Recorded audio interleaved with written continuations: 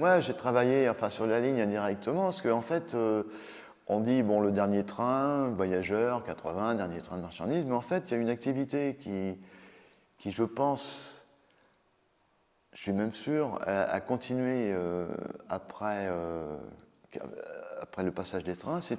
On avait des relations téléphoniques. Il y avait une ligne aérienne téléphonique. Et moi, mon boulot à la SNCF, c'était les télécoms, les télécommunications de la SNCF.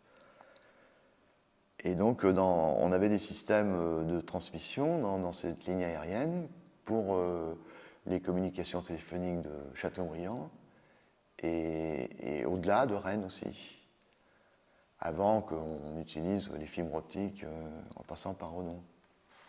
Mais dans les années 80 et une partie des années 90, une longue partie des années 90, on était toujours dans cette ligne aérienne. Il ne faut pas oublier que le chemin de fer, c'est une grosse administration. En plus, donc, il y a tous les métiers. Il y avait tous les métiers. Il y en a de moins en moins, on externalise de plus en plus. Mais à cette époque-là, bon, il y a plein de métiers. La voie, la sécurité ferroviaire, les bâtiments, les commerciaux, les voyageurs, etc. Donc, tout ça se demande des échanges téléphoniques. On ne passait pas par un réseau France Télécom, mais on avait un réseau interne complet. Donc avec des autocommutateurs, des systèmes de transmission. Il y avait donc aussi la radio sur le train. C'est les relations qu'on a entre les mécaniciens et donc les PC de régulation, les postes centraux. Et puis, donc, tout ce qui est téléphonie lié à la sécurité, c'est tous les aiguilleurs,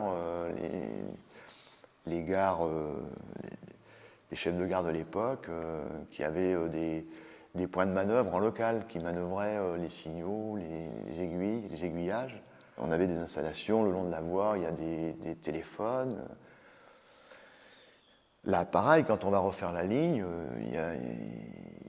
on met des téléphones au passage à niveau, on met des antennes pour la téléphonie sans fil, le GSM ferroviaire, etc., quoi.